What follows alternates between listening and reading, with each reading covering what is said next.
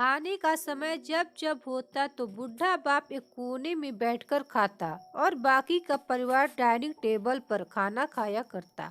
यह कहानी सुनकर आंखें नम हो जाएंगी। एक दिन एक बूढ़ा मजदूर पिता शहर में रह रहे बेटा के पास रहने के लिए जाता है। बेटा एक शहर के छोटे मकान में रहता था।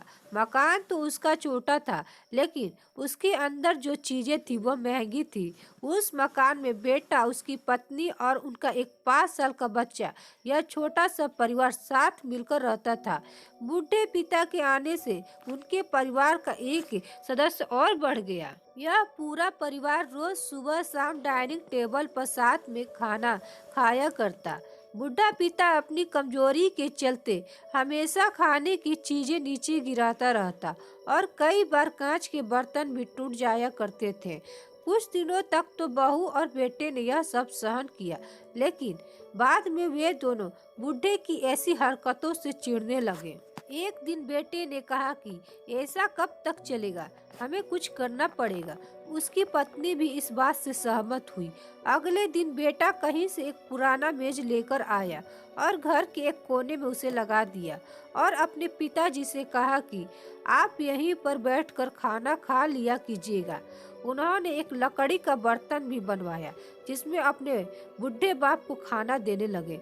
अपने कांच के कीमती बर्तन बचाने के लिए अपने बूढ़े बाप को लकड़ी का बर्तन देने में उन्हें जरा भी शर्म नहीं आई।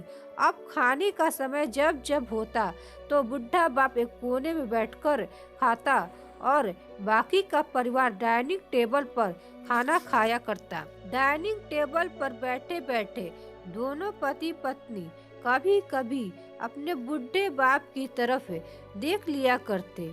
बूढ़े बाप की आंखों में उन्हें आंसू भी नजर आते, मगर उन पर जैसे कोई असर ही नहीं होता। बूढ़े का पोता भी यह नजारा हमेशा देखता और अपने में ही खोया रहता। एक दिन जब पति पत्नी डाइनिंग टेबल पर बैठकर खाना खा रहे थे, तब उनका बच्चा जमीन पर बैठकर कुछ कर रहा था।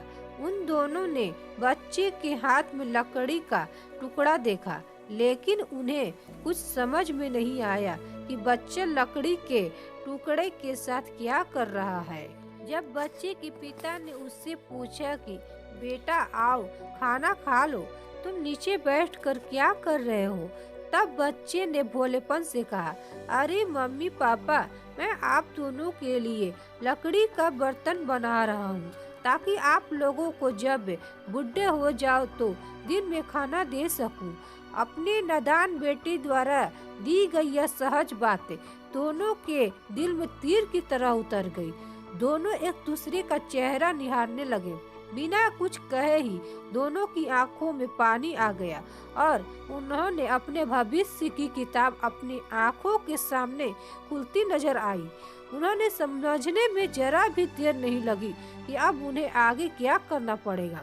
अगले दिन कमरे के कोने से वह पुराना मेज हट गया और अब बूढ़ा पिता और बाकी का परिवार साथ मिलकर फिर से खाना खाने लगे।